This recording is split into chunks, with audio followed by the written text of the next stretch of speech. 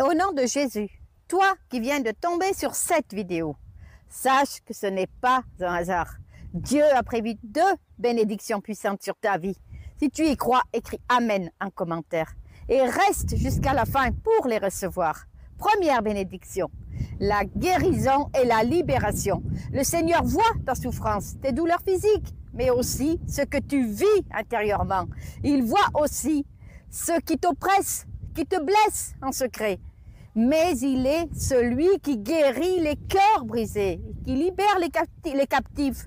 Il est écrit, c'est lui qui pardonne toute iniquité, qui guérit toutes les maladies. Psaume 103, verset 3. Deuxième bénédiction, la provision selon sa volonté. Dieu connaît tes besoins, tes manques, tes portes fermées, mais il ne veut pas seulement te bénir matériellement, il veut t'enseigner à chercher les richesses éternelles. Il est écrit, cherchez premièrement le royaume de Dieu et sa justice, et toutes choses vous seront données par-dessus. Matthieu chapitre 6, verset 33. Ce soir, si tu choisis de te confier en lui et de vivre selon sa volonté, tu verras sa fidélité. Mais ces bénédictions ne sont pas automatiques. Dieu veut que tu le cherches, que tu apprennes à reconnaître sa voix. Si tu passes par ces difficultés, c'est peut-être parce qu'il t'appelle à sortir du monde et à te préparer pour son retour. La Bible dit que dans les derniers jours, Dieu parlera à ses enfants. Il les purifiera, il les guidera. Aujourd'hui, cette parole est accomplie. Dieu exprime la vérité pour juger et sauver ceux qui veulent vraiment être transformés.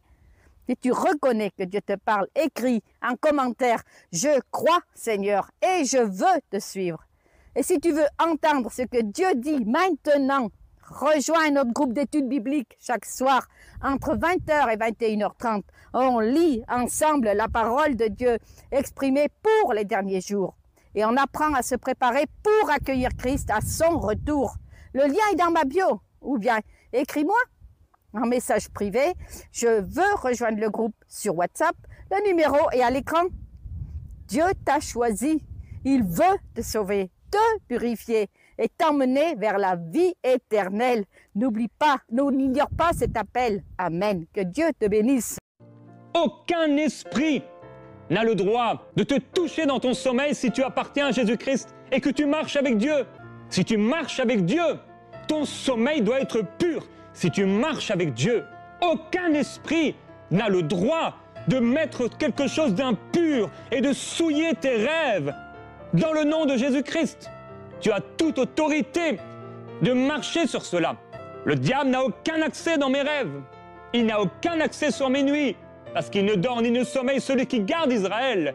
Le Seigneur en donne autant à ses bien-aimés pendant leur sommeil. C'est ton héritage. Mais si dans tes nuits, il y a des cauchemars, si tu sens la présence, une présence maléfique, un esprit mauvais te visite la nuit, ce n'est pas normal. C'est une attaque. C'est une attaque. Peut-être il y a une atmosphère bizarre autour de toi, peut-être tu dors chez quelqu'un, je ne sais pas, peut-être il y a des gens dans ta maison qui sont en train de faire des choses contre ta vie. Peu importe. Il n'y a aucun droit, aucun appui sur lequel ces choses, cet esprit, le diable